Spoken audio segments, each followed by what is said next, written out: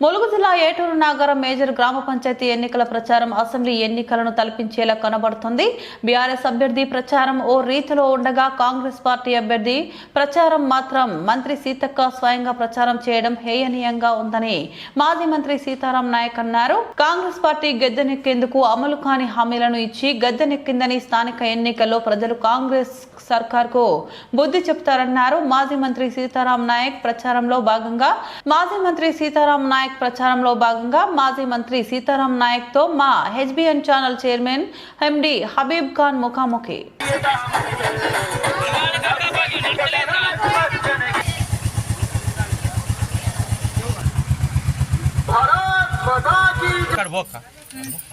అన్ని పథకాలు కూడా గ్రామ పంచాయతీకి వచ్చే నిధులు మొత్తం మోడీ గారి ఆయన గ్రామ పంచాయతీ నిధులు మొత్తం అయినాయి. గెలిపిస్తే అమ్మ ప్రతి నెల టీవీలో 300 రూపాయల బ్యాలెన్స్ వేయించుకుంటాను కదా, అదే బ్యాట్ గుర్తుకు ఓటేసి గెలిపిస్తే నీకు 5 సంవత్సరాల వరకు ఫ్రీగా ఛానల్స్ చూడొచ్చు. మనకు మోడీ గారే పైన ఉన్నాడు, మనం భయపడాల్సిన అవసరం ఆయన పెట్టిన. అది కూడా మనకు ఇంకొకటి ఈ బాండ్ పేపర్ కూడా రాసి గ్రామ పంచాయతీకి ఇస్తాను. మీకు 60 నెలలు 5 సంవత్సరాలు అంటే 60 నెలలు నువ్వు నెలకు 300 వేసుకోవాల్సిన అవసరం లేదు. ఇంకోటి ఏంటంటే మా ఇంట్లోకి ఇచ్చేది కాదు, చెప్తే అట్లా అబద్ధం అవుతుంది. ఇది మోడీ గారి స్కీమ్. ఈ మోడీ గారి స్కీమ్ ప్రతి వ్యవస్థలు ఉన్నది. వీళ్ళు ఏం చేస్తారంటే పైసలు తీసుకొని అమ్ముడు పోయి మన దగ్గర నెలకు 300 తీసుకునే వ్యవస్థలు చేస్తారు. కాబట్టి నువ్వు మోడీ గారు బలపరిచిన మా బీజేపీ ఇక్కడ సర్పంచ్ గెలిపిస్తే నీకు ప్రతి నెల నువ్వు 300 కట్టాల్సిన అవసరం లేదు. 5 సంవత్సరాలు నువ్వు ఫ్రీగా టీవీ చూడొచ్చు. అన్ని ఛానల్, తెలుగు ఛానల్ అన్ని వస్తాయి. బ్యాట్ గుర్తు చేసి ఇక్కడ సర్పంచ్ గెలిపిస్తేనే జరుగుతుంది. ఎందుకంటే అమ్మా నేను ఇంట్లోకి వెళ్ళిస్తే నువ్వు అబద్ధం అనుకోవాలి. ఇది మోడీ గారి ఇచ్చే స్కీమ్, ఇది పథకాలు ఉన్నది, నువ్వు ఎక్కడ చూసుకో. కాబట్టి నువ్వు బ్యాట్ గుర్తుకి వెయ్యి. 2 సార్లు వాళ్ళకి వేసినావు కదా, ఒక్కసారి బ్యాట్ గుర్తుకి గెలిపిస్తే ఫ్రీ వస్తాయమ్మా. బ్యాట్ గుర్తుకే బ్యాట్ గుర్తుకే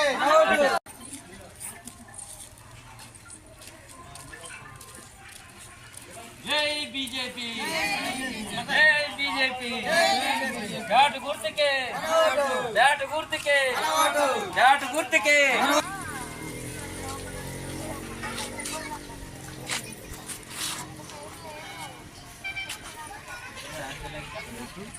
మన నెట్వర్క్ టీవీ ఛానల్ ఫ్రీ వస్తాయి. బీజేపీ సర్పంచ్ అంటే మన సర్పంచ్ అయితే బీజేపీ అయితే స్కీమ్ వస్తుంది. బీజేపీ అభ్యర్థి సర్పంచ్ గెలిస్తే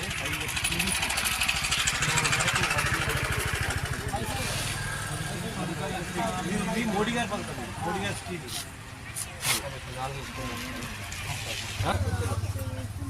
మేడం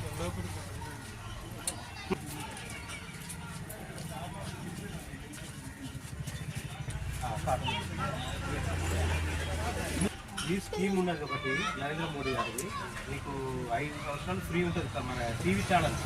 బీజేపీ సర్పంచ్ ఇక్కడ గెలిపిస్తే బ్యాట్ గుర్తుకి ఇక్కడ వేస్తే 5 సంవత్సరాలు నెలకు 300 వేసుకోవాల్సిన అవసరం లేదు. టీవీలో 5 సంవత్సరాలు ఫ్రీగా మోడీ గారు వేస్తారు. మోడీ గారు వేసేది ఇది ఎవరింట్లోకి వెళ్ళి వేసేది కాదు. కానీ బ్యాట్ గుర్తుకు ఓటేసి బీజేపీ అభ్యర్థిని ఇక్కడ గెలిపించాలి. అది 5 సంవత్సరాలు ఫ్రీ. ఇక్కడ బీజేపీ అభ్యర్థిని సర్పంచ్ గెలిపిస్తే బ్యాట్ గుర్తు కేసు గెలిపిస్తే నీకు 5 సంవత్సరాలు ఫ్రీగా వస్తుంది.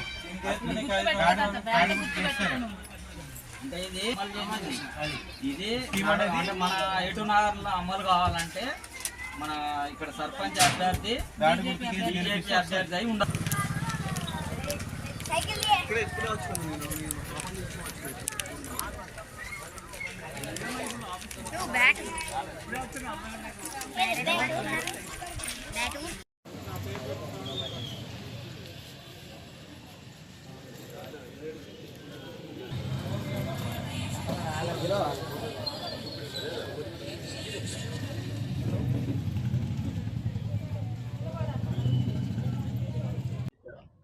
మేజర్ గ్రామ పంచాయతీలు అభివృద్ధి కావాలంటే కాంగ్రెస్ పార్టీకి ఓటు వేయాలని. ఎందుకంటే నేను పంచాయతీ శాఖ మంత్రిగా ఉన్నాను.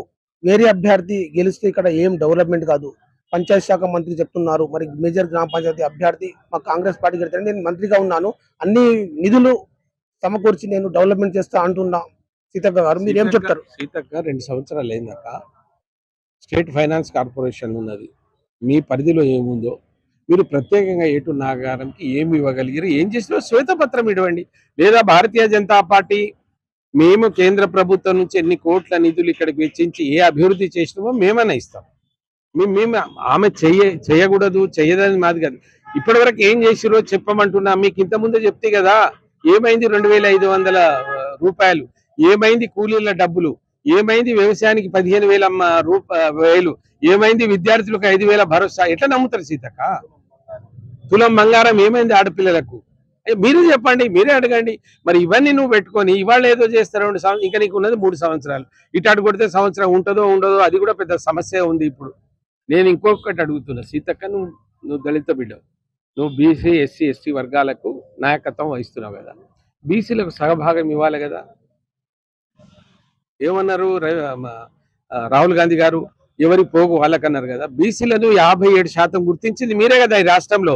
ముందు రాజ్యాంగ సవరణ లేనటువంటి 8 మందిని మంత్రులు చేయండి అక్క. నువ్వు రాజీనామా చేస్తావా? అసలు నీకు 2 రావాలి, నీకే ఒకటే వచ్చి నిన్ను చేస్తున్నారు కదా. మరి మిగతా నాయకులు ఎవరు చేస్తారో, దొరలు ఆ రెడ్డి రావులు ఎవరు చేస్తారో వాళ్ళని చేసి 8 మంది బీసీ నాయకులను ఇస్తే కదా మీ మాటకు విలువ. రేపు మేము అడిగితే ఏం సమాధానం చెప్తావు అక్క? నువ్వు నేను రేపు డిబేట్కి పోదాం పండి, ఏబిఎన్కి వస్తారా, TV9కి వస్తారా, లేదా V6కి వస్తా, ఏ ఛానల్ అన్నా కానీ మన ఇద్దరం కూర్చుందాం. ఎందుకు నువ్వు 2 సంవత్సరాలు గిరిజన మంత్రి లేకుండా ఈ రాష్ట్రంలో మంత్రి లేదంటే సీఎం మొత్తానికేనమ్మా, మంత్రి మండలి మొత్తానికి ఆయన అధిపతి. ఆయన దగ్గర గిరిజన మంత్రి పెట్టుకోవడం, గిరిజన బిడ్డ ఉండి నువ్వు పోట్లాడి తీసుకోవాలి కదా. అవి పనులు చేస్తలేరు. సరే నీకు మంచి పదవి ఇచ్చిండు, ఇది అడిషనల్గా ఎవరు వచ్చి ఉండే కదా, ఎందుకు ఇవ్వలేదు? ఎందుకు మీకు ఆ ధైర్యం? 2 రావాలి కదా. మీరన్న శాతం పోగు ప్రకారంగా గిరిజనులకు 2 మంత్రులు రావాలి, ఎందుకు ఇస్తలేరు? నేను అంటలేను. సోనియమ్మ దగ్గర అవార్డు తెచ్చుకున్నారు కదా మన గౌరవ ముఖ్యమంత్రి గారు, మరి ఇది ఎందుకు చేస్తలేడు? 8 మందిని ఏమనండి సార్. బీసీలను మోసం చేసిన పార్టీ ఏదైనా ఉంటే కాంగ్రెస్ పార్టీ. సీతక్క మీకు తెలుసో లేదో 1953లో నెహ్రూ గారు రాష్ట్రపతి, నెహ్రూ గారు ముఖ్యమంత్రి ఉన్నప్పుడు, ప్రధానమంత్రి ఉన్నప్పుడు, రాజేంద్ర ప్రసాద్ గారు రాష్ట్రపతి ఉన్నప్పుడు మొదటి కాకా కలేకర్ అనేటువంటి ఒక బీసీ సంఘాన్ని వేసింది ఎవరు? కాంగ్రెస్ పార్టీ. 2 సంవత్సరాలు ఆయనతో చేయించింది కదా సర్వే. ఆయన బ్రాహ్మణతను ఏమి ఇచ్చిండు? లాస్ట్కి ఏమి ఇచ్చిండు నివేదిక? నేను 2037 కులాలను అనుకున్నా, నాకు అంతు దొరుకుతలేదు, దీన్ని మీరు తుంగల దొక్కుమన్నాడు. ఇది ధర్మమా? కాంగ్రెస్ పార్టీకి ఇది ధర్మమా? ఆ రోజు నుంచి మళ్ళీ VP సింగ్ వచ్చే వరకు మీరు బీసీలకు న్యాయం ఎందుకు చేయలేదు? ఇలాంటి బీసీ నాయకులు ఏం చేస్తున్నారని అడుగుతున్నాను నేను. ఈ రాష్ట్రంలో ఎందుకు వాళ్ళకు ఒత్తాసు పలుకుతున్నారు? ఏ పార్టీలో ఉన్నా ఉండని, రాజ్యాధికారం మీకే రావాలి. 50% మీరున్నారు కనుక రాజ్యాధికారం బీసీల చేతికే వస్తుంది. కానీ మాలో ఐక్యత లేకనా? బీసీ నాయకులు ఏదైనా లాలుచి పడుతున్నారా? ఎందుకంటే 42% కావాలని స్ట్రైకులు చేస్తున్నారని నాకు అర్థం కాదు. దేనికి అక్కడికి వస్తుంది? 27% ఆల్రెడీ ఉందా బీసీలకు? ఈ 42%కి ఎంపీటీసీలో ఏం చేస్తారు? జడ్పీటీసీలు తీసుకొచ్చి ఏం చేస్తారు? అంటే రిజర్వేషన్ ఉండొద్దని కాదు, నువ్వు 50 ఇచ్చుకో, 100 ఇచ్చుకో, రాజ్యాంగ సవరణ చేయకుండా రేపు 42% నేను ఇస్తున్నానని ఇగో మా చక్రవర్తి గారు ఇచ్చినట్టు ఇటువంటి కాయిదాన్ని విడుదల చేయి. రేవంత్ రెడ్డి గారు, నీకు దమ్ము ధైర్యం ఉంటే ఇటువంటి కాయిదా ఏ రాజ్యాంగం అవసరం లేదు. 42% నేను బీసీలకు ఇస్తున్నా రేపు అని చెప్పు. రేపు ఎమ్మెల్యే కాంటెస్ట్ చేసేటప్పుడు కూడా 42 ఇస్తా, రాజ్యసభలో 42 ఇస్తా, ఎంపీలకు 42 ఇస్తా అని ఏ రాదు ఉన్న దమ్ము ధైర్యం ఉన్న మగవాడివి. ఎందుకే డ్రామాలు కొడుకు? మాకేం మాట్లాడదా? మేము మాట్లాడలేమా? అక్కడ పోయి అవార్డు తీసుకుంటావు. అక్కడ మీ నాయకుడు ఎవరి పోగు వాళ్ళకి పెడితే, వీళ్ళ పోగు వీళ్ళకి ఎందుకు పెడతలేవు? బీసీలకు ఎస్సీఎస్టీలను ఏం చేస్తున్నావు? మేము చూస్తలేమా? ఏం చేసినావు? 2 ఏళ్ళు నువ్వు ఒక్క రోజన్నా రివ్యూ పెట్టావా? ట్రైబల్ విషయంలో 10% గిరిజనులు, 17% ఎస్సీలు, 27-29 మంది ఎమ్మెల్యేలు వాళ్ళు తలుచుకుంటే ఒక్క నిమిషం ఉండవు నువ్వు. మా వాళ్ళకు లేదా? నీకు చిత్తశుద్ధి లేదా? ఇక్కడ వచ్చి డ్రామాలు ఆడితే ఈసారి ఓట్లు వేసేటట్టు లేదు. అది ఎన్ని రోజులు ఉంటుందో కాంగ్రెస్ పార్టీ ఎవరికి తెలియదు కనుక ప్రజలకు ఒక అప్పీల్. మరి బీఆర్ఎస్ పార్టీ కూడా మళ్ళీ ఏదో ఏమంటారు, సందులో సడమియా లాగా మళ్ళీ వస్తావు. మళ్ళీ ఏం చేస్తావు సార్? తాగి అడబంటివి. ఇలా ఓ అభ్యర్థి అయిన పార్టీ అభ్యర్థినేట పసరాలో, కానీ వ్యక్తి మంచోడు. మేము వ్యక్తులకు చేస్తున్నాం, పార్టీలకు సపోర్ట్ చేయడం లేదు. వ్యక్తులకు తప్పకుండా చేస్తాం. ఆయన ఏ పార్టీ ఎవరైనా కానీ ఇక్కడ ఎమ్మెల్యేల గుర్తులు లేవు, వ్యక్తులకు చేసినాం. పసరాలో కూడా చేసిన వాడు మొదటి నుంచి టీఆర్ఎస్, నేను కూడా టీఆర్ఎస్. వాడి బేకుగిరి చేసి నేను బయటకు వచ్చిన. నువ్వు కూడా ఇండిపెండెంట్ గా చేస్తున్నావు, నీకేం పార్టీ ఆ గుర్తు ఏది కదా కనుక నేను సపోర్ట్ చేస్తున్నానని కూడా చెప్పించు. మంచోళ్ళకు భారతీయ జనతా పార్టీ సపోర్ట్ చేస్తుంది. ఇంకా సార్ ఆల్రెడీ అక్కడ మంచం పట్టిండు, ఆ ఇంట్లో కుంపటి వెళ్ళింది, ఏమంటారు అది ఏదో రోగం వెళ్ళింది అంటారు కదా, వెళ్ళింది, బిడ్డనే తన్ని బయటకు వచ్చింది. ఇంకే ఉన్నది సార్, డబ్బుల పంపకాల్లో వాళ్ళు ఉన్నారు, వాళ్ళని ఓటేసి ఏం చేస్తారు? ఎక్కడి నుంచి డబ్బులు తెచ్చి మేము ఇస్తాం, అధికారంలో ఉన్నది మేము. మీరు ప్రతి ఓటు రేపు మాకు డబుల్ ఇంజన్ సర్కార్ రావడానికి మాకు ఒక బలం ఉంటుందని తెలియజేస్తూ మరోసారి ధనలక్ష్మి గారికి తప్పనిసరిగా చక్రవర్తి వారి భర్త చాలా గొప్పవాళ్ళు. వాళ్ళు చూసి నేను ఎక్కడున్నో పోయేటోని ఇది నాకు పంపుతాను ఇక్కడికి వచ్చిన. అందుకోసం బూటకపు మాటలు చేసి ఇక్కడి ప్రజలను మోసపుచ్చకండి. తప్పనిసరి మా నాయకులు ఉన్నారు, ఇక్కడ చాలా గొప్పవాళ్ళు ఉన్నారు, వాళ్ళు ధనలక్ష్మిని గెలిపించి మా రామచంద్రరావు, మా జిల్లా అధ్యక్షుడు బలరాం గారికి, రాష్ట్ర అధ్యక్షుడు రామచంద్రరావు గారికి మీరు కానుకగా ఇవ్వాలని మీ అందరినీ కోరుతూ ముగిస్తాను. మాజీ ఎంపీ వర్యులు సీతారాం నాయక్ గారు మన ముందున్నారు, వారితో మాట్లాడే ప్రయత్నం చేద్దాం. సార్ నమస్తే అండి. నమస్కారం. ఎటూరు నాగారంలో ఇప్పటి వరకు బీజేపీ అభ్యర్థి, సర్పంచ్ అభ్యర్థి ఇప్పటి వరకు నిలబడలేదు. మరి ఇప్పుడు చక్రవర్తి గారు వారి సతీమణి నిలబడ్డారు, వారికి బ్యాట్ గుర్తు రావడం జరిగింది. మీరు దీని మీద ఏ విధంగా ప్రజల్లోకి వెళ్ళబోతున్నారు?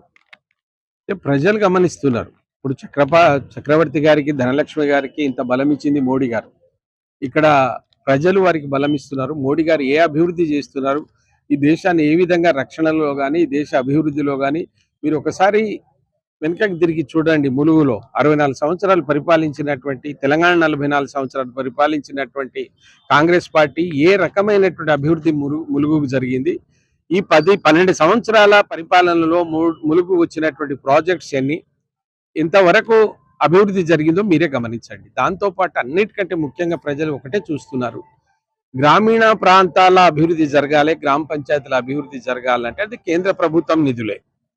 ఎక్కడైతే డబుల్ ఇంజన్ సర్కార్ ఉందో అక్కడ చెప్పుకోవాల్సిన అవసరం లేదు, వాళ్ళు ఇంకా అతి వేగంగా ముందుకెళ్తా ఉన్నారు. మీరు పక్కన చూడండి అన్ని రకాల. ఇక్కడ మనం అధికారంలో లేకున్నా, ప్రజలు అంతగా అంతగా బలపరచకున్నా ఏ స్థాయిలో ఈ అభివృద్ధి జరిగిందో మీరు చూడండి. ఇప్పుడు ఇక్కడ ఉన్నటువంటి శ్మశాన వాటికలు, రైతు వేదికలు, అన్నిటికంటే ముఖ్యం సన్నబియ్యం అంటున్నారు కదా, సన్నబియ్యంలో సీతక్కను దయచేసి, ఆమె పంచాయతీరాజ్ మంత్రి కదా, అక్క మీ షేర్ ఎంతనో అడగండి. మా షేర్ ఉందా ఎక్కువ? వాళ్ళ 42 రూపాయలు మా షేర్ అండి. నువ్వు 10-12 షేర్లు పెట్టుకొని మేము ప్రజలకు ఇస్తున్నామని మోసం చేయవద్దు అంటున్నావు. ఉన్నది ఉన్నట్టు చెప్పండి. ప్రజలు ఎవరికి ఇస్తారో ఓటు ఇస్తారో మీరు తీసుకోండి, మాకేం అభ్యంతరం లేదు. కానీ ఎందుకు అబద్ధాలతోని ఇప్పటికే 2 సంవత్సరాలు గడిచిపోయింది. తెలంగాణ ప్రజలు అయ్యో అని మొత్తుకుంటా ఉన్నారు, ఎందుకు కాంగ్రెస్ ఎన్నుకున్నామని. కారణాలు ఏంది? మీకు ఇచ్చినటువంటి పేపర్లో ఉన్నాయి. మీరు ఇచ్చినటువంటి 6 హామీలు 6 పథకాలు 420, అంటే అది ఏదో దొంగలకే పెడతారు 420 అని ఆ సెక్షన్ ఉన్నది. ఆ సెక్షన్ మీరు ఇత్తిరి కదా, మీరే దొంగల సెక్షన్ పెట్టుకున్నది, మేము కాదు కదా పెట్టుకొని దొంగలు అయితేరి. అయిన తర్వాత ఇక ప్రజలు మళ్ళీ మిమ్మల్ని ఏం నమ్మి ఓటేయమంటున్నారు. అందుకోసమే ఏటూరు నాగారం ఒక గిరిజన ప్రాంతం, వెనుకబడినటువంటి ప్రాంతం, ఇక్కడ కేంద్ర నిధులు రావాలి. ఇంకొకటి చెప్తున్నా నేను, కేంద్రంలో 5th షెడ్యూల్లో ఉన్నది. ఈ 5th షెడ్యూల్లో ఉన్న దానికి ప్రత్యేకమైనటువంటి నిధులు కేంద్రం నుంచి వస్తాయి. రేపు ఇటువంటి ధనలక్ష్మి గారు ఇక్కడ మీరు గెలిపించుకుంటే దీని స్వరూపం మారుతుంది అంటున్నాను. ఎందుకంటే ఇది గిరిజన ప్రాంతం, ప్రత్యేకమైనటువంటి నివేదిక కలెక్టర్ ద్వారా పెట్టించి దీని అభివృద్ధి మేమే చెప్తాం. కానీ మీరు ఇంకా ఎన్ని అబద్ధాలు ఆడతారో, ప్రజలు మిమ్మల్ని ఎట్లా నమ్ముతారో నాకు తెలియదు. కానీ మరి ప్రజలు నమ్మితే ఓటేసుకోండి. మేము ప్రజలకు ఒకటే వినతి చేస్తున్నాం, మీరు ధనలక్ష్మి చక్రవర్తిని గెలిపించండి, బ్యాట్ గుర్తు మీద ఓటేయండి, మేము ఉన్నాం. ఇక్కడ నాదేనండి, ఇక్కడ పెట్టినటువంటి ఈ పార్క్ నేను చేసిపోయింది. ఆయన ఒక 2-3 పేర్కొన్నాడు దీంట్లో కరకట్ట. కేంద్ర ప్రభుత్వం నిధులు తెచ్చి మేము కట్టిస్తాం, ప్రజల ప్రాణం పోయేటువంటిది కదా. ఇక్కడ సరైనటువంటి నాయకులు నువ్వు నివేదిక పంపావు కదా, పంపిన నీ పేరు రాసుకుంటావు కదా, ఆడ మోడీ పేరు కాదు బీజేపీ నాయకులను కూడా రానియరు కదా. అది మేమే, మమ్మల్ని గెలిపిస్తే, ఇక్కడ సర్పంచ్ను గెలిపిస్తే ఇక్కడ ఎమ్మెల్యే మేమే, ఎంపీ మేమే, మంత్రుల్లో మేమే. ఆ విధంగానే దీన్ని డెవలప్ చేస్తాం. మమ్మల్ని ఎవడు అడ్డుకోలేడు. ఎందుకంటే కేంద్రాన్ని పరిపాలిస్తున్న పార్టీ, 20 రాష్ట్రాల్లో ఉన్నటువంటి పార్టీ. అరే హిందువులని పేరు ఎత్తినందుకే నేను మొత్తం పాకిస్తానీ కలలు కనేటట్టు చేసినాం కదా, వాళ్ళ జోలికి పోవద్దని. మరి అటువంటి పార్టీ ముందు ఉన్నప్పుడు ఆ హిందుత్వం ఇక్కడ మీరు ఏం హామీలు ఇచ్చారు? ఒక్క గుడైనా కట్టించిందా? మీరు ఏం కట్టిస్తున్నారో ప్రజలు చూస్తా ఉన్నారు కదా. ఎందుకు ఈ వివక్ష? కులాలు మతాల మధ్య ఈ వివక్షలు వద్దు. ఒక మంత్రిగా ఉన్నప్పుడు ఇక్కడ మీరు సామరస్యాన్ని పాటించవలసిన బాధ్యత మంత్రి గారికి ఉంది. అభివృద్ధి చేయవలసిన మంత్రి గారి పద్ధతి ఉంది. కానీ మీరు ఒక గిరిజన బిడ్డ ఉండి 2 సంవత్సరాలు గిరిజన మంత్రి కావాలని కోరుకోవాలి కదా సీతక్క. మీకు ఆ గిరిజనుల మీద అభిమానం అభిప్రాయం ఉండి ఆ గిరిజన ప్రాంతంలో నువ్వు కొంత ఇంకా నీకు ఆ శక్తి ఉంది కదా, మరి ఎందుకు తీసుకోలేదు? ఎందుకు 2 సంవత్సరాలు ముఖ్యమంత్రిని కలుస్తారా? ఎవరా? నేనే కలవలేదు. ఆ రోజునేమో గడిల దొరలు అన్నారు. ఈ రోజు నేను 4 సార్లు లెటర్ పెట్టుకుంటే నాకే కలవడానికి లేదు. మరి ఏమో ఎందుకు మీరు మాట్లాడుతున్నారో అర్థం కాదు. నేను మళ్ళీ చెప్తున్నా, ఇక్కడ మా ధనలక్ష్మి గారు గెలిస్తే ఆమె ఎమ్మెల్యే. మళ్ళీ చెప్తున్నా, ఆమె ఎమ్మెల్యే స్థాయి హోదాలో ఉండి ఈ ప్రాంత అభివృద్ధికి మేమందరం తోడ్పడతామని తెలియజేస్తూ ముగిస్తాం.